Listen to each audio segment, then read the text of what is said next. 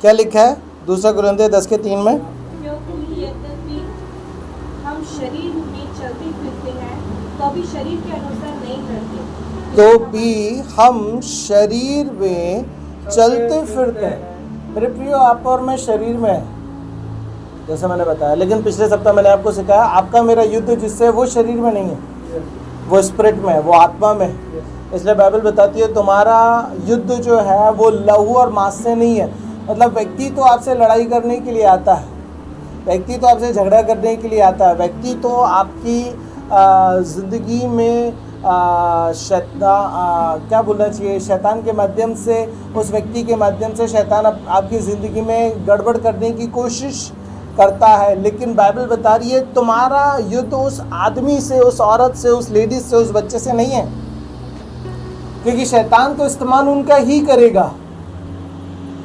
शैतान खुद आपके सामने आकर के गड़बड़ी कर नहीं सकता, क्योंकि आप तो उसको देख ही नहीं पाओगे ना, वो तो आत्मा में, आप शरीर में हो। लेकिन वो किसी व्यक्ति के माध्यम से आपकी ज़िंदगी में आकर के गड़बड़ी करने की कोशिश करता है। इसलिए बाइबल वहाँ पे बता रही है कि तुम्हारा मल्लयुद्ध लहू और मांस से नहीं है। वो इंसान जो तुमसे लड़ाई करने की कोशिश कर रहा है उससे तुम्हारा मल्लयुद्ध नहीं है, उसके अंदर बैठ करके जो तुमसे झगड़ा कर रहा है उसको तुम्हें डांटना है। इसलिए यीशु मसीह ने पतरस को नहीं डांटा, पतरस के अंदर जो शैतान बोल रहा था, यीशु मसीह को क्रूस पे जाने से रोक रहा था, उसको प्रभु ने डांटा। समझ में आ रहा? प्रभु ने पतरस को नहीं डांटा, प्रभु ने पतरस के अंदर जो बैठ करके उसको, प्रभु को उस क्रूस पे जा करके, क्रूस पे दुनिया का उद्धार करने के लिए जो मना कर रहा था उसको डांटा। वैसे ही आपको उस व्यक्ति के अंदर जो बैठा पड़ा है उसको डांटने की जरूरत है। कई बार हम क्या करते हैं ना, जैसे मान लो किसी व्यक्ति के अंदर यदि दुष्ट आत्मा काम कर रहा है, हम उस आदमी को थप्पड़ मारते हैं। उस आदमी को थप्पड़ मारोगे, उस औरत को थप्पड़ मारोगे, लगेगी उस आदमी को, उस औरत को, दुष्ट आत्मा को लगने वाली है क्या? उसको कोई असर नहीं गिरने वाला, दुष्ट आत्मा को कोई फर्क नहीं होने वाला, क्योंकि दुष्ट आत्मा तो आत्मा में है। इसलिए आपको उसको आत्मिक रीति से डांटना पड़ेगा, और जब आप उसको आत्मिक रीति से डांटोगे वो भागेगा। इसलिए बाइबल बता रही है यहाँ पे कि तुम शरीर के अनुसार चलते तो हो, तो भी शरीर के अनुसार नहीं लड़ते, शरीर के अनुसार नहीं लड़ते। आप आत्मा में शरीर के द्वारा नहीं लड़ सकते, आप आत्मा से शरीर के द्वारा नहीं लड़ सकते, आप आत्मा से आत्मिक तरीके से ही लड़ सकती हो। और आत्मिक तरीके से लड़ने के लिए आपको आत्मिक होना ज़रूरी है। और यदि आपको आत्मिक होना है तो उसके लिए मैंने पिछले सप्ताह बताया आपको बाइबल और प्रार्थना करना ज़रूरी है। यदि आप वो नहीं करोगे तो आप आत्मिकता के लेवल में जाओगे नहीं, और यदि आत्मिकता के लेवल में जाओगे नहीं तो परमेश्वर का वचन यहाँ पे कह रहा है तो भी शरीर के अनुसार नहीं लड़ते, फिर आप कैसे लड़ोगे उससे? आत्मिक तरीके से ही तो लड़ा जा सकता है ना दीदी? अरे आंटी, हाँ भाई साहब, आत्मिक तरीके से ही तो लड़ना है। कैसे लड़ोगे आत्मिक तरीके से? प्रार्थना के अंदर बैठने के माध्यम से लड़ पाओगे, संगति करने के माध्यम से लड़ पाओगे, वचन अपने अंदर होगा तो लड़ पाओगे, नहीं होगा तो कैसे लड़ोगे बताओ? क्या समझ रहे हो? जब कोई व्यक्ति आपसे लड़ने के लिए आ रहा है, ध्यान कर लो इसके अंदर दुष्टात्मा काम कर रही है, समझ लो। आपको वहां पे ज्यादा आत्मिक होने की जरूरत नहीं है, सीधा समझ लो दुष्टात्मा काम कर रहा है। हाँ, ये एक अलग बात है कि कुछ ना कुछ आपका भी फॉल्ट हो सकता है ये एक अलग बात है, कुछ ना कुछ आपका भी फॉल्ट हो सकता है। यदि आपका फॉल्ट है तो उसको एक्सेप्ट करना जरूरी है ना? सामने वाला यदि लड़ रहा है तो हाँ उसको डांटना जरूरी है, लेकिन यदि आपकी गलती है तो आपको अपनी गलती एक्सेप्ट करना भी जरूरी है। नहीं तो पता चल रहा है आपकी गलती, आप गलती एक्सेप्ट नहीं कर रहे तो सामने वाला तो लड़ेगा, वो एक अलग बात है, वो तो लड़ेगा, वो तो करेगा। क्यों? क्योंकि आपकी गलती है। अपनी गलती को मान लो, सामने वाला शांत हो जाएगा। क्या आप समझ रहे हो? बट यदि कोई आपसे लड़ रहा है, ध्यान कर लो, सामने वाले के अंदर शैतान काम करने की कोशिश कर रहा है और उसको उसी वक्त डांटो, यीशु के नाम में वचन को लेकर के डांटो, अधिकार को लो उस वक्त और उसको डांटो। और जब दुष्ट आत्मा उसके अंदर से निकल जाए, उसको बोलना तेरे को नहीं डांट रहा था, तेरे अंदर से जो काम कर रहा था उसको बोल रहा था। आ रहा समझ में? आवाज ऊंची करके लड़ने की जरूरत नहीं है। कई बार इन बातों को लेकर के हम सोचते हैं कि अरे भैया हमारा जो शत्रु है वो तो बड़ा शक्तिशाली है। पिछले सप्ताह मैंने आपको बताया शैतान शक्तिशाली नहीं है। वचन सुना था क्या? पिछले सप्ताह मैंने सिखाया वो शैतान शक्तिशाली नहीं है। आपके अंदर जो बैठा है उससे ज्यादा शक्तिशाली है। आपके अंदर जो बैठा है उसके अंदर ज्यादा अनुभव है। आपके अंदर जो बैठा है वो सर्व सामर्थी है। हालेलुया। इसलिए वचन कहता है जो मुझ में है वो उससे जो संसार में है बड़ा है। आपके अंदर जो है वो बड़ा है। वो आपको मदद करेगा शैतान की सारी युक्तियों को आपकी जिंदगी से खंडित करने के लिए। वो मदद करेगा। आपको शैतान की बातों के ऊपर ज्यादा सोच विचार करने की जरूरत नहीं है। कई बार हम क्या करते हैं ना, हम शैतान की बातों के ऊपर ज्यादा विचार करते हैं। भैया वो शैतान आ गया था, भैया वो आ गया था, भैया ये आ गया था, भैया वो आ गया था, ऐसा हो गया था, वैसा हो गया था। बेटा तू उन्हीं बातों को बोलते रहेगा तो वही चाहेगा, उन्हीं बातों को सोचते रहेगा तो वही चाहेगा, उन्हीं बातों के ऊपर मनन करते रहता वही आएगा। फोन की फालतू की दुनिया में घूमते रहेगा तो वही आएगा। टीवी की दुनिया में घूमते रहेगा तो वही चाहेगा। सीरियल की दुनिया में घूमते रहेगा वही आएगा। पिक्चरों की दुनिया में घूमते रहेगा तो आप शॉर्ट्स में घूमोगे तो शॉर्ट्स ही आएंगे, रील में घूमोगे तो रील्स ही आएंगे। पहले हम देखते थे तब वही चाहता था, है ना। कलीसिया के लोगों को भी बोलते रहता हूँ, हाँ बड़े स्टेटस लग रहे हैं। मैं किसी के देखूं नहीं देखूं, कलीसिया के पहले देखता हूँ। मैं संसार में किसी के स्टेटस नहीं देखता, सच बताऊं। कलीसिया को छोड़कर मैं किसी की स्टेटस नहीं देखता,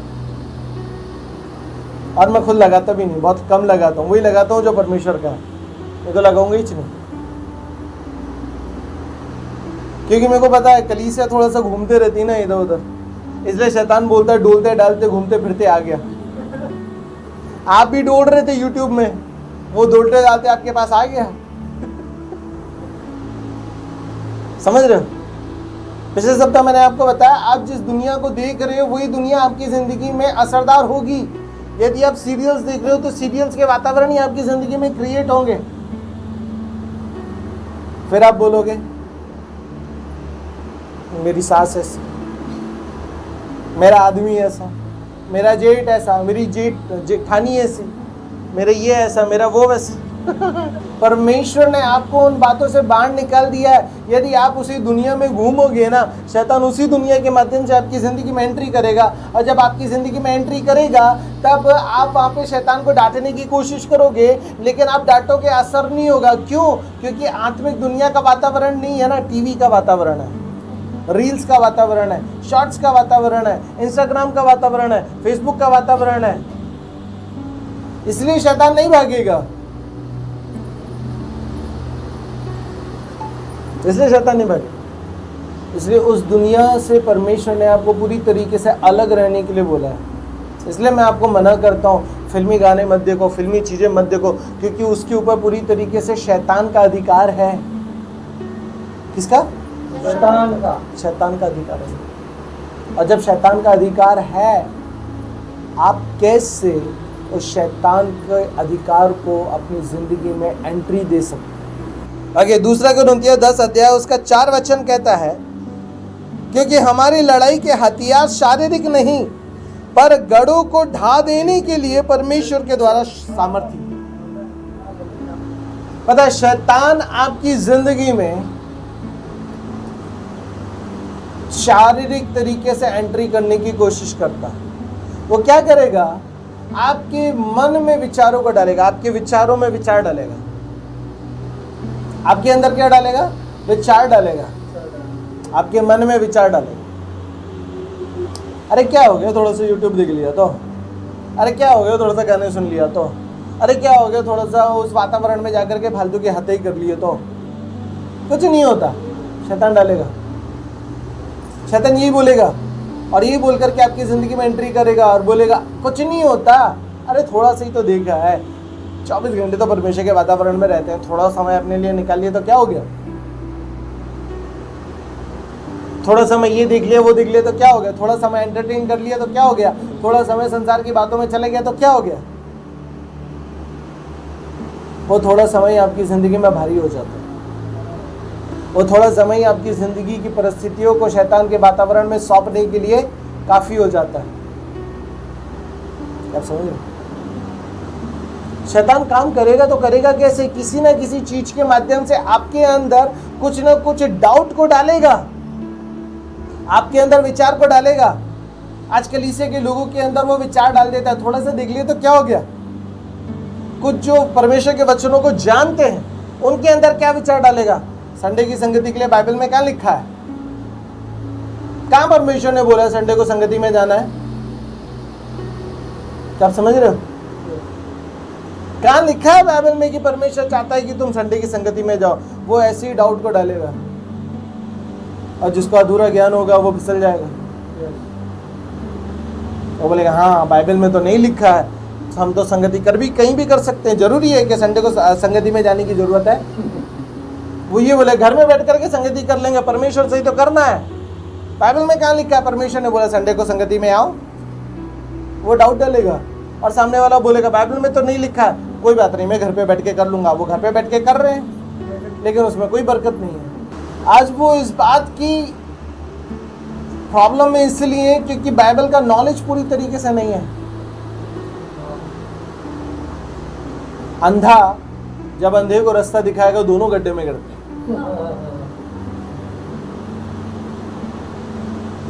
समझ में आया? अंधा जब अंधे को रास्ता दिखाएगा तो दोनों गड्ढे में गिरेंगे।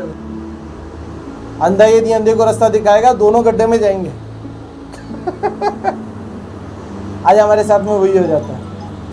अंधा अंधे को रास्ता दिखाएगा तो दोनों क्या करेंगे? गड्ढे में जाएंगे। 101% गड्ढे में जाना तय है उनका। क्यों? क्योंकि सामने वाले को भी पूरी तरीके से पता नहीं है। अभी पिछले दिनों में भाई साहब के साथ में बैठा था, कुछ बात कर रहा था, बात करते करते उन्होंने बोला हमें किसी ने सिखाया था। मैंने भैया से एक बार पूछा, बोले भैया मुझे परमेश्वर दर्शन देता है, मेरी पत्नी को क्यों नहीं देता? तो सामने वाले ने बोला परमेश्वर पूरे परिवार में एक कोई दर्शन देगा। तो मैं भाई साहब से पूछ ले बाइबल में ऐसा लिखा है क्या? सामने वाला बोलता है बाइबल से सारी चीजों को जांचना है, लेकिन मैंने उनसे पूछा ये जो सामने वाले ने आपको आंसर दिया, क्या उन्होंने बाइबल से आंसर दिया आपको? बोले नहीं बाइबल में से तो ऐसा नहीं है। मैंने बोला मेरे को आज तक नहीं मिला। खुद के अंदर से दिया, उन्होंने खुद से दिया, उन्होंने खुद के नॉलेज से दिया। फिर मैंने एक सवाल किया भाई साहब से, तो यहाँ पे तो नवीन भाई साहब भी दर्शन दिखते हैं, वो बहन भी दर्शन दिखती है, तो उस परिवार के लिए क्या बोलोगे? वहां पे तो दोनों ने देखा, तो फिर वो तो गड़बड़ हो गई। परिवार में से एक ही परमेश्वर यदि दर्शन देता है तो यहाँ पे दोनों पति पत्नी को कैसे दिया? सवाल है। क्या आप समझ रहे हो चीजों को? मैंने क्या बोला? अंधा अंधे को रास्ता दिखाएगा, दोनों मिलकर गड्ढे में जाएंगे। और शैतान ऐसा ही इस्तेमाल करता है लोगों का। बहुत ज्यादा। जो बाइबल के जानकार नहीं है उनका भी इस्तेमाल करता है, जो बाइबल के जानकार है उनका भी इस्तेमाल करता है दूसरों को गड्ढे में गिराने के लिए। और उसके चक्कर में कई लोग गड्ढे में, क्या समझ रहे हो? शैतान इसी तरीके से लोगों के जीवन में एंटर करके उनको परमेश्वर से दूर कर देता है और उनको पता ही नहीं चलता वो परमेश्वर से दूर हो गए। वो घर में बैठ के प्रार्थना तो कर रहे, संगति तो कर रहे, आराधना तो कर रहे, लेकिन उनको नहीं पता है, क्या पता कहाँ जा रहा है। क्योंकि आप परमेश्वर के वचन के विरोध में जा रहे हो। वो कैसे परमेश्वर की मर्जी को हो सकता है जो परमेश्वर के वचन के विरोध में है? लोग पूछते भैया नए नियम में दशमांश का कहाँ है मैटर? नए नियम में दशमांश का कहाँ है मैटर? मैं बोलता आ जाओ नए नियम में से सिखा देता हूं। अधूरा नॉलेज आपको पूरी तरीके से गड़बड़ी में डालेगा और आपके साथ साथ दूसरे को भी गड़बड़ी में डालेगा। और सामने वाले को लगता है सही तो सिखा रहा है। क्यों? क्योंकि सामने वाला खुद उस चीज को करना नहीं चाहता है। तो जब वो खुद उस चीज को करना नहीं चाहता है तो वो उसी शिक्षा को लेगा जो उसकी अनुकूल है, जो उसके मन के अनुकूल है, जो उसको लग रहा है हाँ मेरे को लगता है, मुझे तो देने का मन नहीं करता है। आप मत दो, परमेश्वर आपको जबरदस्ती नहीं करता है, लेकिन उसको परमेश्वर के वचन से जोड़ करके उसको बताना गलत है। किसी ने बोला भैया नए नियम में कहाँ लिखा है कि दशमांश देना चाहिए? मैंने बोला नए नियम में कहाँ लिखा है कि दशमांश नहीं देना चाहिए? मुझे वो निकाल के दिखाओ। उत्तर नहीं है। पूरा ज्ञान। क्या आप समझ रहे हो? शैतान इसी तरीके से लोगों को भरमा देता है और उनको पता ही नहीं चलता कि हम भरमा दिए गए हैं। उनको पता ही नहीं चलता कि हम सच में परमेश्वर की सुन ही नहीं रहे हैं। उनको लगता है कि हाँ, मैं परमेश्वर की सुन करके चल रहा हूं। क्या आप समझ रहे हैं?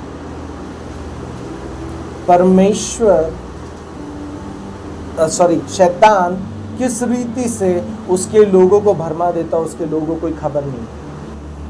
शैतान इसी तरीके से हमारी जिंदगियों में गड़बड़ियों को लेकर के आता है और हमें पता ही नहीं चलता है कि हम बहका दिए गए हैं। हमें पता ही नहीं चलता है कि हम दुष्ट के वातावरण में चले गए। हमें पता ही नहीं चलता है कि हम संसार के वातावरण में चले गए।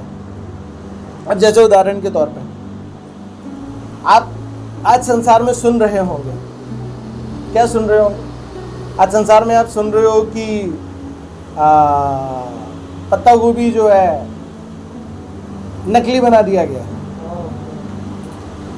अंडे नकली बना दिए गए, चावल नकली बना दिया गया है ना, और भी बहुत सारी चीज़ें आपके मेरे खाने पीने की क्या कर दी गई है? नकली बना दी गई है। दाल के ऊपर पॉलिश कर दिया गया है, कनक को पॉलिश कर दिया गया है, इसलिए वो इतना चमक रहा है। भैया क्या खाना बंद कर देगा? है ना। अब जो हरी भाजी है, सब्जी वगैरह, उसके अंदर पेस्टिसाइड्स डालने लगे हैं, कीटनाशक बोले तो वो तो है तो हानिकारक ही। बताओ क्या खाओगे? पानी भी दूषित हो चुका है। अभी पिछले दिनों मेरी पत्नी मेरे को बोल रही थी, अरे उसके अंदर जानवर मर जाते हैं, उसके अंदर लोग नहाते धोते, फिर वही पानी हमारे पास आता है, फिर हम उसी को पीते। पानी भी पीना बंद कर दो अब। मैं आपको ये बताना चाहता हूँ कि दुनिया में सब कुछ खत्म की कगार पे जा रहा है और शैतान ये डालने की कोशिश कर रहा है अब दुनिया में सब कुछ जो है ना नकली नकली नकली नकली हो गया है। अब वो तुम्हारे अंदर जाएगा, तुम्हारे अंदर से तुमको गला देगा, अंदर से तुमको खत्म कर देगा। लेकिन परमेश्वर का वचन इन सारी बातों से बड़ा है। परमेश्वर का वचन इन सारी बातों से बड़ा। एक वचन निकालेंगे, होशे 4 अध्याय उसका 6 वचन पढ़ो। मेरे ज्ञान के न होने से, हाँ वचन सुनो, सारे सुनो ध्यान से, छोड़ दो पलटना, पेट पलटना। ज्ञान के न होने से, मेरे ज्ञान के न होने से मेरी प्रजा नष्ट हो गई। मेरी प्रजा नाश हो गई। प्रभु बोल रहा है, बस क्या बोल रहा है? परमेश्वर बोल रहा है मेरे ज्ञान के ना होने से। हम हैं जिनको परमेश्वर का नॉलेज पूरी तरीके से नहीं है। कुछ ऐसे हैं जिनको परमेश्वर का ज्ञान पूरी तरीके से नहीं है और कुछ ऐसे हैं जिनको परमेश्वर का ज्ञान है लेकिन पूरी तरीके से नहीं है। हम हैं जिन्हें परमेश्वर का नॉलेज नहीं है वचनों का। दूसरा, जिनको परमेश्वर का नॉलेज है उनको पूरी तरीके से नहीं है। इसलिए परमेश्वर दोनों के लिए बोल रहा है, दोनों की वजह से मेरी प्रजा जो है क्या हो रही है? नाश हो रही है। मेरे ज्ञान के ना होने से मेरी प्रजा क्या हो गई? नाश हो गई। परमेश्वर इस लिखित वचन के बारे में बात नहीं कर रहा है। इस लिखित वचन के बारे में पुराने समय में परमेश्वर के जनों को पूरी तरीके से जानकारियां रखते थे। वो बाइबल को रट करके बैठे थे। शास्त्री लोग, फरीसी लोग, परमेश्वर के भविष्यद्वक्ता, परमेश्वर के याजक, महायाजक रट करके बैठे थे बाइबल को। उनको बाइबल खोलने की जरूरत नहीं थी। वो यूं परमेश्वर के वचन को बोला करते थे। तो क्या परमेश्वर उनके लिए ये बोलेगा कि मेरे ज्ञान के ना होने से मेरी प्रजा नाश हो रही है? नहीं। परमेश्वर वहां पे ये कहने की कोशिश कर रहा है कि वचनों का प्रकाशन ना होने की वजह से, क्या ना होने की वजह से? वचनों का प्रकाशन ना होने की वजह से मेरी प्रजा नाश हो रही है। वचनों का प्रकाशन ना होने की वजह से लोग जो है भटक रहे हैं। अब मेरे को एक बात बताओ, जिस परमेश्वर के विषय में बाइबल ये लिखती है कि वो परमेश्वर स्वर्ग में भी नहीं समाता, स्वर्ग भी उसको छोटा पड़ जाता है। स्वर्ग इस पृथ्वी से, पृथ्वी तो इतना सा है उसकी नजर के सामने, आपके मेरे कंचे के समान इतना सा उसके सामने, वो स्वर्ग में नहीं समाता बाइबल बताती है। तो क्या वो परमेश्वर का ज्ञान इतना सा है कि जो इतनी सी बाइबल के अंदर समा जाएगा? अरे उसने आकाश मंडल को बनाया, इससे कई गुना ज्यादा बड़ा है। उसने पृथ्वी के समुद्र को बनाया, उसकी गहराई इससे कई गुना ज्यादा बड़ी है। दुनिया की पूरी बाइबल निकाल करके भी समुद्र के अंदर डाल दोगे तो भी उसकी तह नहीं बुझ जाएगी। और तुम बोल रहे हो कि वो परमेश्वर का ज्ञान इतनी सी बाइबल के अंदर डाल दिया गया है। मेरे भैया, मेरे ज्ञान के ना होने से मेरी प्रजा नाश हो रही है। यही तुम्हारा ज्ञान है, इसलिए तुम नाश के कगार पे जा रहे हो। यही आपको नाश के कगार पे लेकर के जा रहा है। इसी की वजह से आप भी नाश के कगार पे जा रहे हो और आपके संपर्क में आने वाले लोग भी नाश के कगार की ओर। अधूरा ज्ञान गड़बड़ी को लेकर के आता है और शैतान वही करता है। इसलिए कोई घमंड ना करे कि मुझे इतना आता है, मुझे आपसे ज्यादा आता है, मैं तो आज तक नहीं किया। क्योंकि मैं घमंड करूं तो बाइबल बोलती है, पौलुस बोलता है, मैं घमंड करूं तो मैं इस बात पे करूंगा कि मैं मेरे परमेश्वर को जानता हूं। मुझे किसी और बात की घमंड करने की जरूरत। सो मेरे प्रियो, मैं आपको यही बताना चाहता हूं, शैतान इसी तरीके से गड़बड़ियों को लेकर के आता है। जिनको जानकारी नहीं है उनको भरमा देता है, जिनको जानकारी है उनको उन्हीं की जानकारी में भरमा देता है। ज्यादा है तो उन्हें भी। अब आप सोचो, वो शास्त्री, वो फरीसी, वो परमेश्वर के लोग जो बाइबल के पूरे नॉलेज को रखते थे और जो मसीहा का इतना इंतजार कर रहे थे, शैतान ने उन्हीं को भरमा कर उन्हीं के द्वारा उन्हीं के मसीहा को सलीब पे चढ़वा दिया। और आप बोल रहे हो ओपन तो क्या है? सही है। वो जो उसका इंतजार कर रहे थे हाँ। उन्हीं ने बोला कि इसको मृत्यु दंड दे, इसको सलीब पे चढ़ा दे। किन ने बोला? जिनको बाइबल यहाँ है, महायाजक जो बाइबल को यहाँ रखता है, जिसको बाइबल खोलने की जरूरत नहीं है, वो बोल रहा है इसको सलीब पे चढ़ा दे, वो बोल रहा है इसको मृत्यु दंड दे दे। वो जो इतने सालों से उसी का इंतजार कर रहा है, उसी को वो सलीब पे चढ़ाने के लिए तैयार हो गया है। और आप बोल रहे हो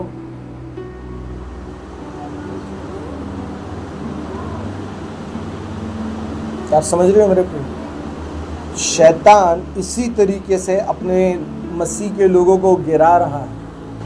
अब सोचो मेरे प्रियो, सोचो। अब जैसे भैया ने बोला, ये लोग चेले लोग प्रभु के साथ में रहने वाले, लेकिन जिस दिन प्रभु यीशु मसीह सलीब पे गया सारे तितर बितर हो गए। एक भी नहीं रुका। गुरु के बिना चेले तितर बितर हो गए। जैसे वो गए और वो सब अलग अलग रास्ते का पड़ गया। क्या आप समझ रहे हो? भाग गए। शैतान इसी तरीके से आपको अंदर छोटी सी गड़बड़ी को डालेगा और आपकी वो छोटी सी गड़बड़ी कब आपको बड़ी गड़बड़ी तक के पहुंचा देगी आपको पता नहीं चलेगा। तभी तो भैया परमेश्वर ने कलीसिया को बनाया। इसलिए परमेश्वर ने बोला, मैं चरवाहों को ठहराऊंगा। हालेलुया। क्या बोला परमेश्वर ने? मैं चरवाहों को ठहराऊंगा। आपके ऊपर चरवाहे ठहराने वाला आपका परमेश्वर है। यदि आपको खुदा ने इस संगति में रखा है तो वो परमेश्वर की मर्जी है कि वो चाहता है आप इस संगति के अंदर रहो। लेकिन आप बोलते हो मेरे को इस संगति नहीं चाहिए, तो आप परमेश्वर से ज्यादा बड़े हो, तो फिर कोई बात नहीं। ये शैतान है, ये ही शैतान है। परमेश्वर ने आपको संगति के अंदर रखा, लेकिन शैतान ने आपको उस संगति से दूर करने के लिए आपके अंदर कुछ बातें डाल दी और आपने उसी बातों को ले लिया और उसी बातों को लेकर के आज आप ये सोच रहे हो कि मुझे ज्यादा नॉलेज है। और उसी की वजह से एक अंधा दूसरे अंधे को रास्ता दिखा रहा है। क्या दिखा रहा है? रास्ता दिखा रहा है। ये शैतान कर रहा है, गड़बड़ी कर रहा है। क्या आप समझ रहे हो? इसलिए मैंने पिछले दिनों जब भाई साहब से बात कर रहा था, मैंने एक ही चीज बोला, भैया बाइबल का नॉलेज होना बड़ा जरूरी है। शैतान बाइबल का नॉलेज ले करके किसके पास गया? यीशु मसीह के पास गया, जो खुद वचन है। बाइबल बोलती है आदि में वचन था, वचन परमेश्वर के साथ था, वचन ही परमेश्वर था और वचन देहधारी हुआ करके बाइबल बताती है। मतलब वही वचन जो खुद है वो देहधारा करके आया है और शैतान उसके सामने वचन को लेकर के जा रहा है। बताओ, लेकिन यहाँ पे सोचने की बात ये है कि वो शैतान के अंदर बोल्डनेस इतना है कि जो खुद वचन है वो उसके सामने वचन को लेकर के जा रहा है और आप बोल रहे हो। क्या है? बहुत जल्दी भरमाते हैं, तभी तो लोग बितर हो जाते हैं। क्या आप समझ रही हो शैतान कितना चालाकी से, वो देखो उसकी हिम्मत की मैं दाद देता हूँ सच में। आपके अंदर मेरे अंदर इतनी नहीं है। कई बार हमको डर लगता है वितिन भैया के सामने क्या वचन बोलेंगे, वितिन भैया के सामने क्या प्रार्थना करेंगे, वितिन भैया के सामने अरे कैसे कर लेंगे, अरे मेरे को तो डर लगता है, मैं तो नहीं करूं।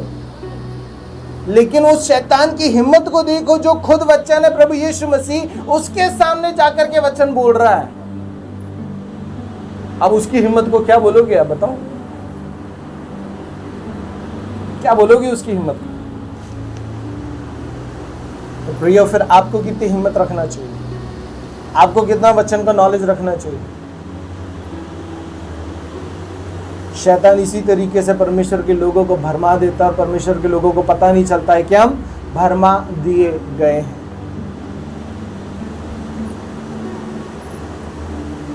बाइबल बताती है कि कलीसिया में जब प्रेरितों के काम में जब आप पढ़ोगे तो वहाँ पे जब शिक्षा दी जाती थी, शिक्षा देने के बाद कलीसिया के लोग जो है घर जाकर के चेक करते थे जो बातें सिखाई गई है वैसी ही है कि नहीं। आंटी सोना नहीं है, हम सोने नहीं है, हम यहाँ सीखने हैं, सीखो, सोने के लिए घर है आपका। कलीसिया घर जाकर के चेक किया करती थी कि क्या जो चीजें सिखाई गई है वैसी है कि नहीं है। आज आप घर जाकर के तो अपने काम धंधे में बिजी हो जाते हो, इसलिए यहाँ पे आकर के बोलते हो भैया एक ही लाइन याद है, आंटी मनन नहीं करते ना घर में बैठ के, इसलिए शुक्रवार को बोलते हैं भैया मन ठाकुर नहीं मनन करो, अगले संडे तो छोड़ू को नहीं, शुक्रवार भी छोड़ू को नहीं। अब तो ठा करके आओ मैं थारे करने। हाँ भाई साहब, संडे को परमेश्वर ने 2 बार रास्ते खोले और शैतान ने तुम्हारा इस्तेमाल कर लिया। तुमने शैतान को मौका दे दिया और 1 बजे बोल रहे हो चलो अभी चल लेते हैं। क्या आप समझ रहे हो? शैतान गड़बड़ियों को लेकर के आता है और हमको पता ही नहीं चलता, हम उसकी गड़बड़ियों में फंस गए। हमको पता ही नहीं है उसकी गड़बड़ी में फंस गए। मेरे प्रियो, आपको बड़ा सतर्क रहने की जरूरत है और आप सतर्क बुद्धि से नहीं रह सकते, आत्मा के द्वारा रह सकते हो। इसलिए 2 कुरिन्थियों 10 अध्याय में से मैंने आपको पढ़ाया, यद्यपि हम शरीर में चलते फिरते हैं तो भी शरीर के अनुसार नहीं लड़ते, आत्मा के अनुसार लड़ने वाले लोग हैं आप। इसलिए यहाँ पे वचन कहता है, 4वां वचन, क्योंकि हमारी लड़ाई के हथियार शारीरिक नहीं परंतु गढ़ों को ढा देने के लिए परमेश्वर के द्वारा सामर्थ्य है। हमारे लड़ाई के हथियार गढ़ों को ढा देने के लिए, मतलब शैतान, जैसे मैंने पिछले सप्ताह बताया था, वो एक के बाद एक ईंटा रखता चला जाता है, गढ़ बना लेता है वो अपना। कहाँ? छोटे से विचार के द्वारा गढ़ बनाना शुरू करता है और यदि आपने उस छोटे से विचार को उसी वक्त नहीं हटाया तो वो दीवार बना देगा आपकी जिंदगी में। और बाइबल बताती है उस दीवार को हटाने के लिए आत्मिक हथियार इस्तेमाल होते हैं। और वो आत्मिक हथियार क्या है? परमेश्वर का वचन। क्या आप समझ रहे हो? गढ़ों को ढा देने के लिए। गढ़ का है मतलब आपकी जिंदगी में शैतान गढ़ बनाने की कोशिश करता है छोटी छोटी काम करने के माध्यम से। एक बार आया, एक ईंट रख दिया, यदि आपने उसी दिन उस ईंट को नहीं हटाया, अगले दिन आकर दूसरा रख देगा। हो सकता है उस दिन दूसरी गड़बड़ी हुई, तीसरा रख देगा, चौथा, 10, 15, 20, 50, 100, 200, 2000, 5000, 10,000, 15,000, 20,000, लाख, 2 लाख, अब तो पूरा घर बना डाला। अब दीवार से घर बन गया। क्यों? परमेश्वर से मतलब कनेक्ट आते हैं, वो तोड़ देता है। यदि आपने पहले कदम में ही जब उसने पहला ईंट ला करके रखा तभी आपने लात मार दिया, तभी आपने उस ईंट को हटा दिया, तो आपको मशक्कत आगे करना नहीं पड़ेगा। लेकिन यदि आपने तुरंत में उस काम को नहीं किया, वो आपके दिमाग में गढ़ बना देगा और आपको गढ़ बना देगा तो फिर आपको गड़बड़ी पैदा हो जाएगी। संगति जाने से क्या होता है? कुछ नहीं होता। घर में बैठ के प्रार्थना कर लूंगा मैं, भैया भी तो बाइबल में से दिखाते, मैं घर में बैठ करके बाइबल पढ़ लूंगा, परमेश्वर अपने आप ऊपर से डाल देगा मेरे को। अभी आज क्या है प्रोग्राम? भतीजा हुआ है। अब इनके भतीजा हुआ है। क्या हुआ है? भतीजा हुआ है। शैतान ने बोला आज ही के दिन हुआ, आज ही के दिन उसका प्रोग्राम है, तो बेटा संगति तो 1 बजे तक चलती है, 1 बजे तक तो उधर का प्रोग्राम खत्म हो जाएगा, तुम जाओगे तो 2 बज जाएंगे, 3 बज जाएंगे, तब तक तो प्रोग्राम खत्म हो जाएगा। एक काम करना, आज संगति छोड़ देना, रोज तो जाते रहते। आज क्या कर, संगति छोड़ देना, रोज तो जाते रहते। कल रात को बहन का मुझे फ़ोन आया, भैया मैं जाऊं क्या? नहीं जाना। मैं तो ये बोलूँगा, मेरा परमेश्वर तो इजाज़त नहीं देता, जाओ भाई, मैं कैसे इजाज़त दे दूँ? मैं तो साफ बोल दिया नहीं जाना, संगति ख़त्म करो फिर जाओ। भैया वो प्रोग्राम ख़त्म हो जाएगा। मैं तो यही बोलूँगा संगति ख़त्म करो जाओ, लेकिन मर्जी तुम्हारी है, आना ही नहीं आना है। मैं तो नहीं बोलूँगा जाओ, मैं तो यही बोलूँगा संगति ख़त्म करो फिर जाओ। क्योंकि कल तुम्हारे लिए परमेश्वर ने कुछ रखा है, वो लेकर के जाओ। वो लेकर के जाओगे तो तुम खड़े रह पाओगे, और वो लेकर के नहीं जाओगे, वहाँ जाओगे तो वहाँ पे डांस होगा। मेरा भतीजा आ गया, मैंने कहा भैया से तो पूछने की जरूरत ही नहीं है, भैया तो साफ मना करता है। मैंने तो इसको कह दिया था, मैंने कहा भैया को पूछ ही मत, कार से लिए तो ना वो यही कहेंगे आओ। भैया से तो इन बातों के विषय में बात करने की जरूरत ही नहीं है। भैया बोलेगा प्रोग्राम छोड़ दो, शादी छोड़ दो, ब्याह छोड़ दो, ये छोड़ दो, वो छोड़ दो, पहले संगति आओ। मेरे प्रियो, शैतान इसी तरीके से गड़बड़ियों को लेकर के आता है आपकी ज़िंदगी में, ताकि आपको आपके मनों के अंदर गढ़ों को बनाए, और जब आपके अंदर गढ़ों को बना देगा आप हटा नहीं पाओगे। जब हटा नहीं पाओगे तो फिर आप बोलोगे यार परमेश्वर तो काम ही नहीं करता। अरे परमेश्वर की ये कहीं बैटरी से चलता है, जब तक बैटरी है तो काम करेगा, बैटरी नहीं है तो काम नहीं करेगा। परमेश्वर ऐसा नहीं है। वो आप हो जो परमेश्वर की हुजूरी में जाकर के अपनी नामुमकिन चीज़ों को मुमकिन करवाते हो, लेकिन उसकी उपस्थिति में रहोगे तभी तो होगा ना। गढ़ों को ढा देने की सामर्थ्य तो परमेश्वर ने आपके अंदर डाल करके रखी है। किसके अंदर? आपके अंदर। क्या आप समझ रहे हो? वचन जानना जरूरी नहीं है, वचन का प्रकाशन होना जरूरी है। यदि आप रट्टू तोता वाले वचन लेकर के बैठ जाओगे कुछ नहीं होना। वचनों का प्रकाशन बहुत जरूरी है। आप वचन पढ़ो, हाँ अभी आपका लेवल धीरे धीरे धीरे धीरे वो बनेगा, शुरुआत करो। लेकिन बाइबल क्या बोलती है कि लोग तुम्हें परमेश्वर के भेदों के भंडारी समझे। भेद लिखे हुए नहीं होते, अंदर से आते हैं। भेद गुप्त जगह पे छुपे हुए मिलता है। आज राजा महाराजाओं ने बहुत सारी चीजें बहुत सारी जगह पे छुपा करके चले गए, लेकिन जो ढूंढता है वो पाता है, जो नहीं ढूंढता वो नहीं पाता है, उसको नहीं मिलता। ऐसे परमेश्वर के भेद है वो परमेश्वर के पास है, वो बाइबल में लिखे हुए नहीं है।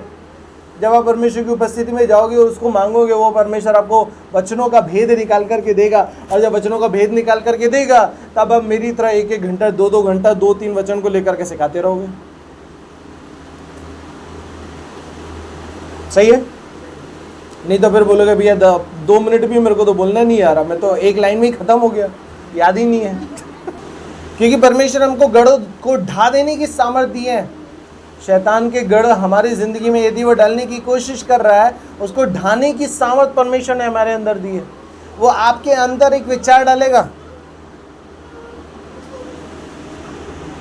2 चीज हो सकती है आपकी लाइफ में,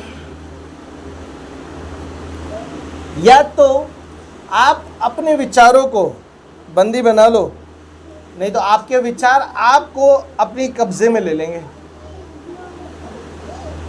क्या कहा मैंने? या तो आप अपने विचारों को बंदी बना लो, नहीं तो आपके विचार आपको बंदी बनाकर आपको वो जीने के लिए मजबूर कर देंगे। समझ में आया क्या? यस। दोबारा सुन। या तो आप आपके अंदर आने वाले शैतान के विचारों को बंदी बना लो, शैतान के विचारों को, परमेश्वर के विचारों को तो अपने जीवन में कार्य करना है। या तो आपके अंदर आने वाले शैतान के विचारों को बंदी बना लो, बंदी बना करके उसको फेंक दो। यदि आपने उस विचारों को बंदी नहीं बनाया, वो विचार आपको बंदी बना लेंगे और आपको पाप की जिंदगी में लेकर के चले जाएंगे। वो विचार आपको बंदी बना लेंगे, आपको परमेश्वर से दूर लेकर के चले जाएंगे। वो विचार आपको बंदी बना लेंगे और आपको संगति, आराधना, वचन, परमेश्वर के दास से पूरी तरीके से दूर कर देंगे और आपको वापस पुरानी वाली ज़िंदगी में लेकर के चले जाएंगे, नरक की ज़िंदगी में लेकर के चले जाएंगे, गुनाहों की, अपराधों की, पापों की, नशों की, दुष्ट आत्माओं की संगति में वापस। आपको पता है लड़ाई हो रही है आपके और शैतान के बीच में।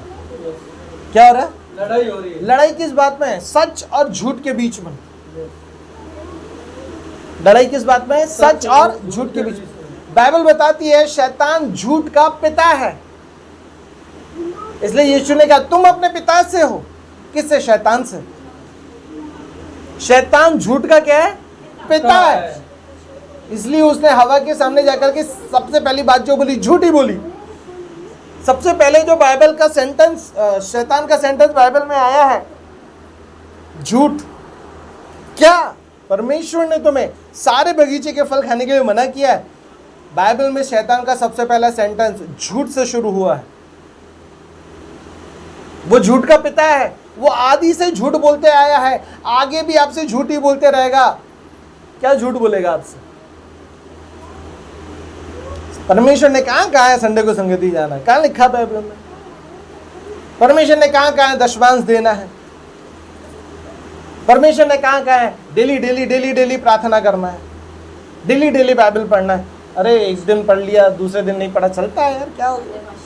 अन्य भाषा नहीं है, ये नहीं है, वो नहीं है, ऐसा है, वैसा है, और हमको नॉलेज नहीं होता। हाँ भैया बात तो सही बोल रहे हो। ये जो सारे सिखाने वाले कहाँ से सिखा रहे? बाइबल के अंदर से ही सिखा रहे ये जो सारे सिखाते हैं दशमांश नहीं है, कहाँ से सिखाएंगे? बाइबल से सिखाएंगे। मैं भी बाइबल से सिखाता। ये बोलते हैं अन्य भाषा नहीं है, कहाँ से सिखाएंगे? बाइबल से ही सिखाते। मैं भी बाइबल से सिखाता दशमांश। ये बाइबल से सिखाएंगे संडे को संगति में नहीं जाना है, बाइबल में लिखा। मैं बाइबल से ही सिखाता हूँ संडे को संगति में जाना है, बाइबल में लिखा। भैया क्या करूँ मैं? इसीलिए आपको प्रकाशन चाहिए। जैसे मैंने कहा वचन काफी नहीं है आपको इन चीजों को जांचने के लिए, आपको प्रकाशन चाहिए। प्रकाशन से ही पता चलेगा क्या सच है क्या झूठ है, अन्यथा आप जांच नहीं पाओगे सच क्या है। आप जांच नहीं पाओगे। भैया बाइबल में लिखा है क्या? अरे इतना बड़ा परमेश्वर कैसे समझ जाएगा इसके अंदर? इतनी सारी बातें कैसे समझ जाएगी उसके बाइबल में? बाइबल में लिखा है यीशु ने इतने चमत्कार किए, यदि मैं उसको ही लिखूं तो ये पूरी पृथ्वी कम पड़ जाएगी, और तुम बोल रहे हो परमेश्वर की बातें पूरी बाइबल में ही मिलना चाहिए। अरे काय करूं मैं थारो? बाइबल में लिखा है यदि यीशु के चमत्कार ही लिखा जाए तो दुनिया कम पड़ जाएगी, कागज कम पड़ जाएंगे, इतने उसके चमत्कार थे। तो बताओ चमत्कार के विषय में लिखा है कि दुनिया कम पड़ जाएगी, तो यदि उसकी बातें लिखना शुरू कर दे तो बाइबल तो तुम्हारा घर भी नहीं रख पाएगा भाई। दुनिया की तो बात छोड़ दो, वो लेके ही नहीं चल पाएंगे। बाइबल तो पूरे घर से ज्यादा बड़ी हो जाएगी। तुम यूं हो जाओगे, बाइबल ये हो जाएगी। फिर भी उसमें नहीं लिखा जाएगा। बताओ, और तुम बोल रहे हो भैया बाइबल में लिखा है। फिर भी परमेश्वर बाइबल में से आपको हर एक चीज की जानकारी देगा, बिल्कुल देगा। मैं जो भी चीज सिखाऊंगा बाइबल में लिखी मिलेगी, हर एक चीज बाइबल में लिखी मिलेगी। लेकिन उसके लिए आपको परमेश्वर की उपस्थिति में जाकर सर्च करना होगा, तब मिलेगी, ऐसे नहीं मिलेगी। वो प्रभु की यूट्यूब अलग है। ये तो कुछ भी नहीं है, ये तो कुछ भी नहीं है। यदि वो लिखी जाएगी तो ये तो कुछ भी नहीं है। ये मेरा कमरा ही कम पड़ जाएगा, मतलब ये कमरा ही कम पड़ जाएगा यदि परमेश्वर की बातें लिखी जाए। मेरे प्रियो, ये शैतान है। मैं आपको ये बताना चाहता हूँ युद्ध चल रहा है कहाँ? सच और झूठ के विषय में। झूठ जो है वो शैतान है, सच जो है वो परमेश्वर का आत्मा है। परमेश्वर की ओर से सच है, इसलिए बाइबल में लिखा है मार्ग, सत्य और जीवन मैं हूं।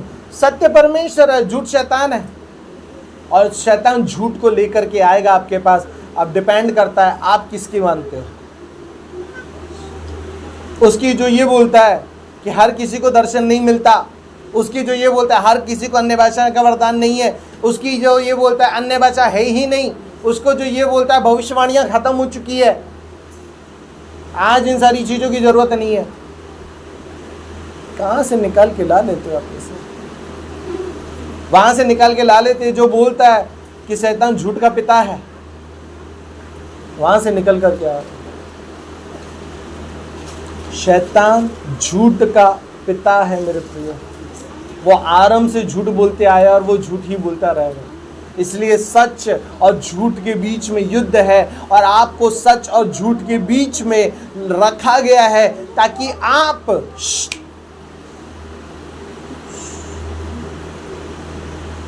आप सामना कर सको, और सामना करके आप दुष्ट की युक्तियों को पहचान सको।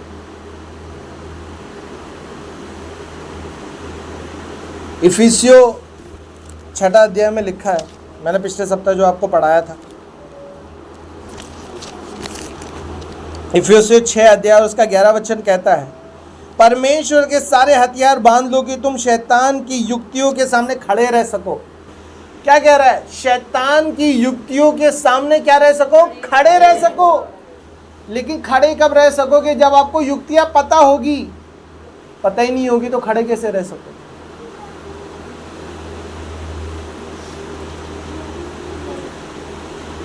अभी पिछले दिनों एक भाई को मैंने बोला, भैया ये संगति मत करना, ये परमेश्वर की ओर से नहीं है। वो एक गलत कलीसिया के लोगों के साथ में जुड़ गए थे ग्रुप में के अंदर। मैंने उस भाई को बोला, भैया ये अपनी शिक्षा के विरुद्ध में चलने वाले लोग हैं, इस शिक्षा के लोगों के अधीनता में मत चले जाना, नहीं तो तुमको बहका देंगे ये लोग। ये लोग बोलते ये बाइबल पुरानी हो गई है, नई बाइबल की जरूरत है।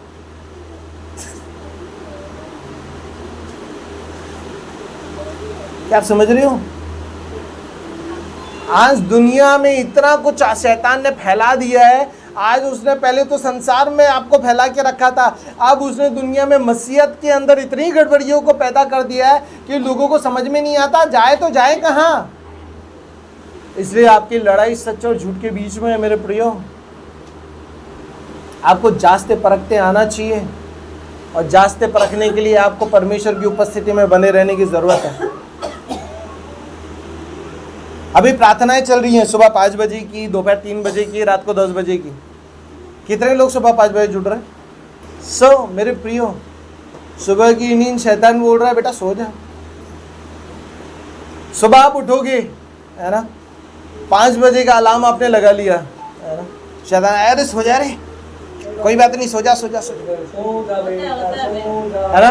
वीडियो भेजा था ना ग्रुप में, शैतान ऐसी बाजू में आकर अरे सो जा, अभी उठना, अभी रात को 12 बजे सोए तू, सो जा। 5 मिनट और सो जा, ऐसे करते करते हो गई। थोड़ी सी नींद और ले ले तो 5 मिनट बाद प्रार्थना कर लूंगा, 5 मिनट बाद कॉल कर लूंगा, दीदी उठा लेगी, सो जा। वो 5 मिनट के चक्कर में 5 घंटे हो गए, है ना भाई साहब। हम 5 बजे की प्रार्थना ज्वाइन नहीं कर पा रहे। बताओ, पहले हम बोलते थे भैया कोई प्रार्थना कराने वाला नहीं है, हमारा मन नहीं लगता। पहले क्या बोलते थे? भैया प्रार्थना खुद से हो नहीं पा रही थी, हम कर नहीं पा रहे थे, अकेले बैठा नहीं जाता, कोई साथ दे दे तो हमारी मदद हो जाएगी। आप साथ देने के लिए तैयार है तो भैया नींद नहीं खुलती।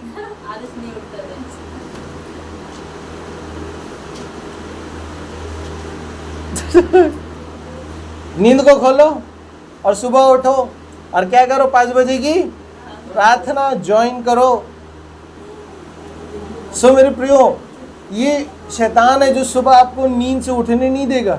ये शैतान है जो आपको प्रार्थना में बोलेगा नहीं नहीं नहीं सो जा सो जा सो जा।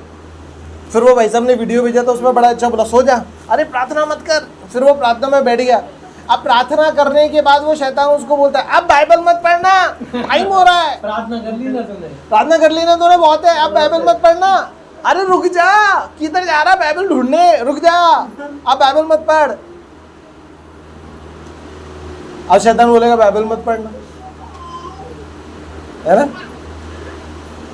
शैतान बाइबल पढ़ने से भी रोकेगा हमको, बाइबल पढ़ने नहीं देगा।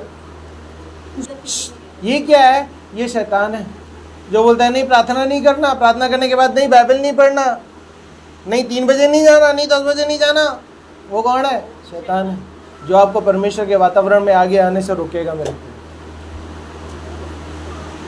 वो रोकेगा, अनजाने में ही सही, लेकिन वो आपको रोकेगा।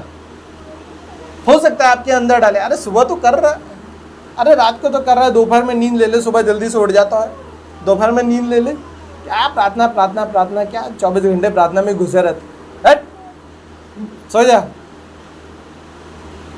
कई बार मेरी पत्नी को नींद आती है दोपहर में, सुबह उठ जाती है, अरे यार नहीं प्रभु मैं जाऊंगी। कल वो रात को उसको, हम लोग बाहर आए 9:45 बजे के आसपास बाहर आए, तो रात को 10 बजे की प्रार्थना करने का उसका मन नहीं था कि प्रभु, फिर वो एक सेंटेंस उसने बोली, मुझे जोर के लगी हो, प्रभु यदि मैं ढीली हो गई तो ये लोग ढीले हो जाएंगे। मैं बोला यार ये तगड़ी बात बोली इसने, ये छू गई, प्रभु यदि मैं ढीली हो गई तो ये भी ढीले हो जाएंगे, मेरे को ढीले होने मत दे, मेरे को प्रार्थना करने जाना है प्रभु। और वो 10 बजे अपने समय पे आ गई, अब वो फोन धोखा देगी, क्या करें ज्वाइन दीदी ने किया ऐसा, और वो फोन धोखा दे दिया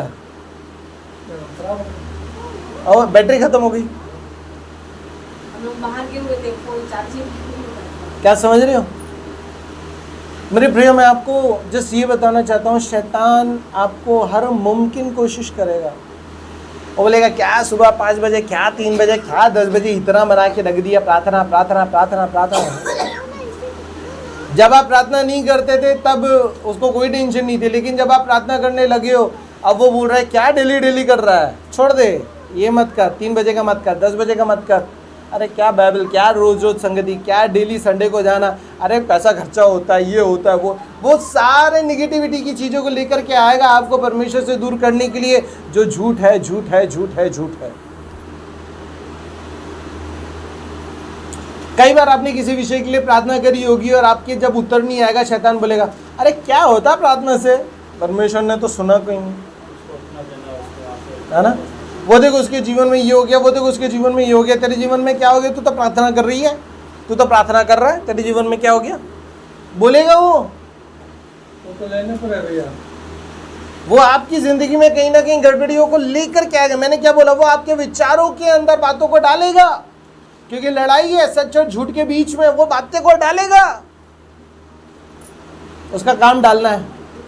लेकिन बात यह है कि आप किस बात को आगे वहां पे जवाब देते हो। मैंने अभी जैसा कहा, या तो विचार को बंदी बना लो, नहीं तो वो विचार आपकी जिंदगी को उस वक्त बंदी बना लेगा, और वो वक्त आपको परमेश्वर से दूर करने के लिए कारगर साबित हो जाएगा। समझ रहे? शैतान तो अपनी गड़बड़ी करेगा ही करेगा।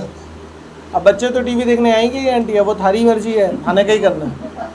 शैतान गड़बड़ियों को लेकर के आएगा क्योंकि वो गड़बड़ी करने वाला है, लेकिन बाइबल बताती है परमेश्वर गड़बड़ी का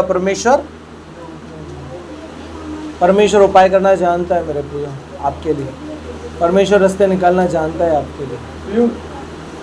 इसलिए लड़ाई है सत्य और झूठ के बीच में।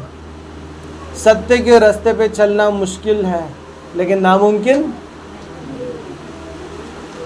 सत्य पे रास्ते पे चलोगे थोड़ी सी दिक्कतें तो होगी, सत्य के रास्ते पे चलोगे प्रॉब्लम्स तो होगी, सत्य के रास्ते पे चलोगे आपको कई दिक्कतों का सामना तो करना पड़ेगा, लेकिन यदि आप आत्मिक हो आप सारी परिस्थितियों का सामना कर जाओगे।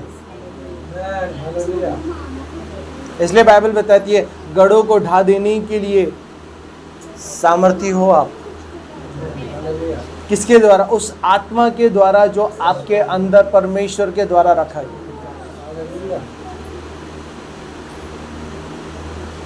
मिट्टी का बर्तन अपने आप से कुछ नहीं है, लेकिन इस बर्तन के अंदर जो रखा है ना, वो इस मिट्टी को काबिल बनाता है। यदि इस मिट्टी के बर्तन को आग में नहीं रखा जाएगा, ये पकेगा कैसे? यदि पकेगा नहीं, आप पानी में डाल दो घुल जाएगा। पकने के बाद पानी में डालो, घुलेगा क्या?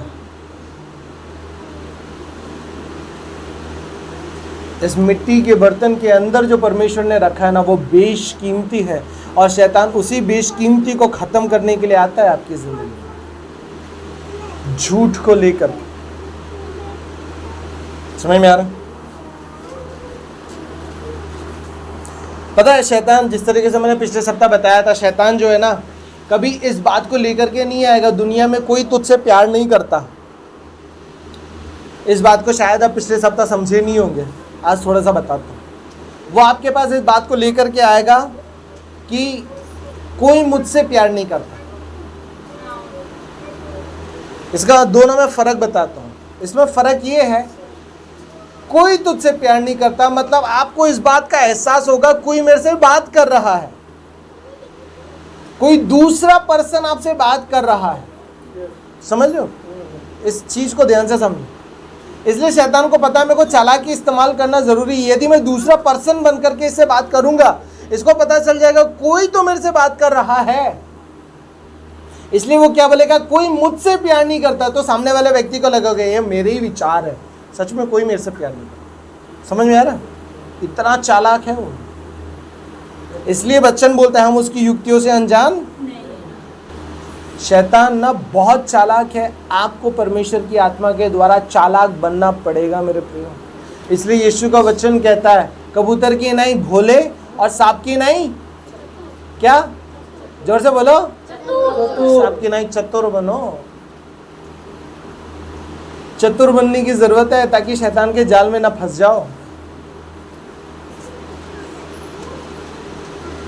तगड़ा जाल डालता हो, ध्यान रखना।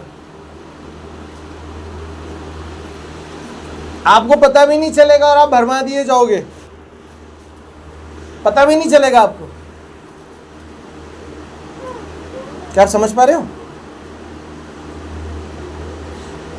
इसलिए मेरे प्रिय आपको ये बताना चाहता हूं, शैतान की युक्तियों से आप अनजान, इसलिए आप उसकी युक्तियों का सामना आत्मिक रीति से ही कर सकते हो। और यदि आत्मिक रीति से कर सकते हो तो उसके लिए आपको आत्मिक बनना पड़ेगा। आत्मिक बनने के लिए आपको प्रार्थना करना पड़ेगा और आपको बाइबल पढ़ना पड़ेगा, परमेश्वर के वचनों को आपके अंदर रखना पड़ेगा। यदि परमेश्वर के वचन आपके अंदर होंगे तो आप उसका सामना करने पाओगे यीशु की तरह, और यदि वचन अंदर नहीं होंगे तो आप उसका सामना नहीं कर पाओगे और आप फिर उसकी बातों में बहक जाओगे जैसे हवा बहक।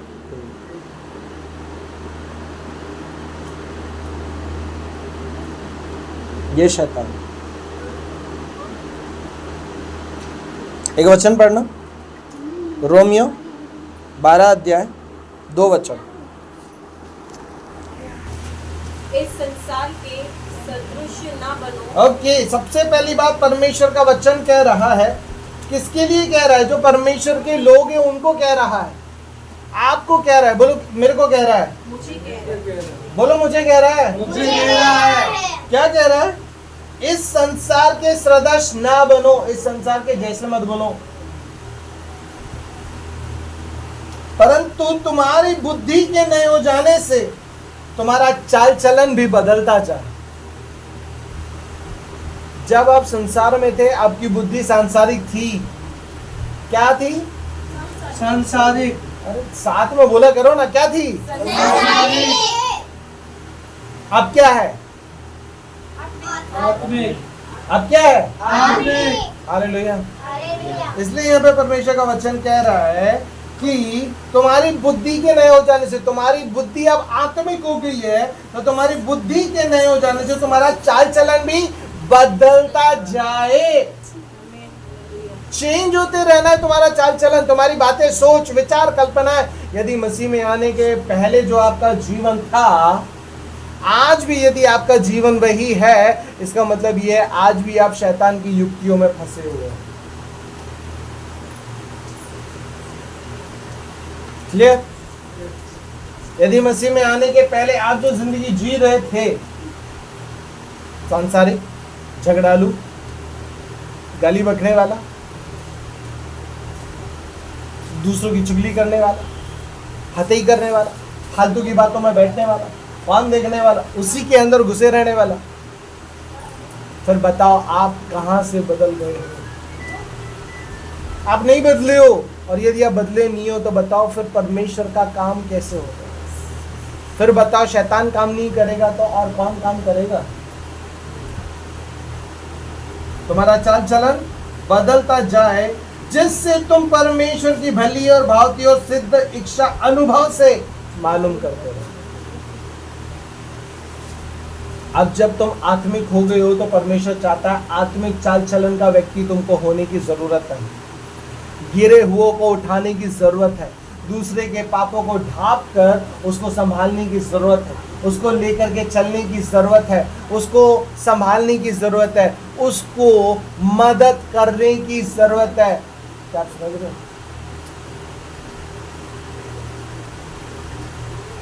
हमसे तो हमारा ही नहीं हो रहा, दूसरों को क्या उठाएंगे?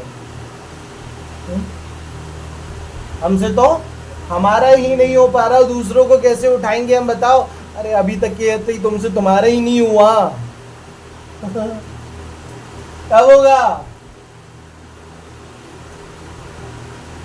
फिर बताओ परमेश्वर का काम कैसे देखोगे आप? हालेलुया। हालेलुया। क्या आप समझ रहे हो मैं क्या कहना चाह रहा हूँ आपको? मैं आपको पूरी रीति से ये बताने की कोशिश कर रहा हूँ कि जब तुम आत्मिक यदि कह रहे हो मैं हो गया हूँ, तो तुम्हारा चरित्र भी बदल जाना चाहिए। आमेन। जब तुम झूठ से सच की ओर आ चुकी हो, तो तुम्हारे अंदर से सच ही दिखना चाहिए। तुम्हारे अंदर से सांसारिक वातावरण, सांसारिक बातें, सांसारिक सोच, सांसारिक कार्य, सांसारिक जीवन नहीं दिख सकता है, नहीं दिख सकता। और यदि दिख रहा है कुछ गड़बड़ है, कुछ तो। क्या आप समझ रहे हो मेरे प्रियो? मैं आज आपको सिर्फ ये बताना चाहता हूं, सच और झूठ के बीच की लड़ाई में आप बीच में हो,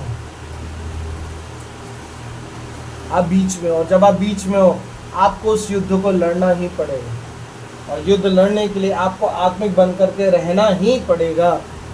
यदि आप आत्मिक बन करके नहीं रहोगे, शैतान सिंह के नहीं आ जाएगा और आपको फाड़ के खा जाएगा।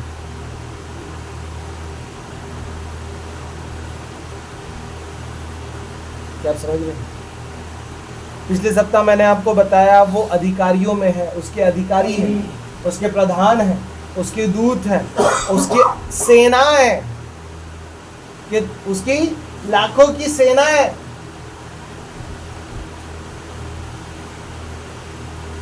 आप अकेले हो, लेकिन आपके साथ आपका परमेश्वर का आत्मा है। आमेन। हालेलुया। जंगल में कोई भी अपने आप को राजा क्यों ना समझे, उससे फर्क नहीं पड़ता। लोमड़िया बोल सकती है मैं राजा हूं, बिल्ला बाकड़ बोल सकते हैं मैं राजा हूं, है ना? चीता बोल सकता है मैं राजा हूं, बंदर बोल सकता है इस जगह का मैं राजा हूं, है ना? हिरण बोल सकता है मैं राजा हूं, लेकिन फिर बाद में एक दहाड़ आती है, राजा एक ही है। आप भी बोल सकता है, मुझे शरीर से भी बड़ा हूँ। एक ही दहाड़ आती है, उस एक दहाड़ के सामने सब चुप हो जाते हैं। बेटा जंगल का राजा तो मैं ही हूं। यीशु को शेरे बब्बर कहा गया, यहूदा का सिंह, राजा तो वही है। शैतान तो कुछ भी क्यों ना बोल ले, तू तो नहीं है, तू राजा नहीं है। राजा तो एक ही है, वो आपका यीशु मसीह है। हालेलुया। और उसने अपनी आत्मा आपको दिया है, वो आपके अंदर रखा है। इसीलिए मैं आपको सिर्फ ये बताना चाहता हूं कि आपके परमेश्वर से बड़ा ना तो वो प्रधान है, ना तो उसका अधिकारी है, ना तो उसकी सेना है, ना तो कोई है। हालेलुया। हालेलुया। आपके परमेश्वर से बड़ा कोई नहीं है। और यदि आपके परमेश्वर से बड़ा कोई नहीं है, आपको तो बस बीच में खड़ा रहना है और तलवार चलाते रहना है बस। अपने आप कर जाए। लेकिन तलवार चलाने के लिए तलवार तो होना है ना, वचन। यस। वचन की तलवार होना जरूरी है, और वचन की तलवार होने के लिए वचन पढ़ना पड़ता है आंटी, Yes. वचन सुनना पड़ता है, सुनने के बाद अंदर रखना पड़ता है, उसके ऊपर मनन करते रहना पड़ता है। और करोगे ही नहीं तो बताओ शैतान को हराओगे कैसे? बताओ। और हराओगे नहीं तो फिर तो बीमारी और ये और वो और धन तूफान लेकर के आएगा ही ना, फिर तो अस्पताल तो जाना पड़ी। तो इसलिए मेरे प्रियो आज आपको मैं सिर्फ इतना सिखाना चाहता हूँ, शैतान अपनी कोशिश क्यों ना कर ले, आपसे जीत नहीं सकता यदि आप आत्मिक वातावरण में जी रहे हो तो, यदि आप आत्मिक वातावरण में बने हुए हो तो। यदि आप आत्मिक वातावरण में परमेश्वर के मुताबिक अपनी जिंदगी को बना करके रखे हुए हो तो वो आपके ऊपर हावी नहीं हो सकता, बिल्कुल नहीं हो सकता। इसलिए आज आपको इतना ही बता करके खत्म करना चाहता हूं। शैतान को मौका मत दो आपकी जिंदगी में काम करने का। उस परमेश्वर को मौका दो ताकि वो आपकी जिंदगी को आत्मिक तरीके से बदलकर दूसरों को बदलने के लिए कारगर साबित होने का। आपका आत्मिक जीवन आपके अकेले के लिए नहीं है। आपका आत्मिक जीवन आपको बदलकर बहुतों को बदलने के लिए। आपका आत्मिक जीवन आपको बदलकर आपके लोगों को बदलने के लिए है। आपका आत्मिक जीवन आपकी परिस्थितियों को बदलकर दूसरों की परिस्थितियों को बदल देने के लिए है। हालेलुया। जब परमेश्वर ने चेलों को बदला, चेले अकेले नहीं बदले। उनके आत्मिक स्वभाव में दुनिया जब आई, दुनिया भी बदली है। आमीन, आमीन। दुनिया भी बदली है। दुनिया बदली है तो आपके आत्मिक स्वभाव में आपके बदलने की वजह से आपकी दुनिया बदलेगी, और जब आपकी दुनिया बदलेगी आपके संपर्क में आने वाले दुनिया भी, जो लोग आएंगे वो भी बदलेंगे। इसलिए उसके लिए आपको आत्मिक वातावरण में बने रहने की जरूरत है। उसके लिए प्रार्थना के जीवन में बने रहने की जरूरत है, वचन के जीवन में बने रहने की जरूरत है, और जो वचनों को जानकारी आपको है उन वचनों के प्रकाशन में रहने की आपको जरूरत है। बिना वचनों के प्रकाशन के अधूरा ज्ञान आपको भी डुबाएगा और साथ वाले को। समझ गए? इसलिए मेरे प्रियो इतना बता करके खत्म करना चाहता हूँ।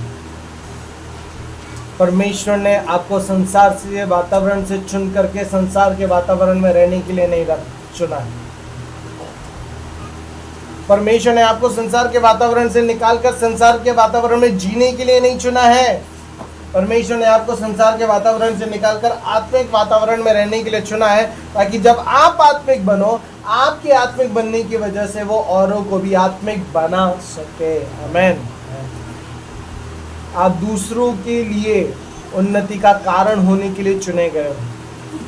आप शैतान को हरा कर दूसरों के जीवन को शैतान के चंगुल से निकालने के लिए चुने गए हो।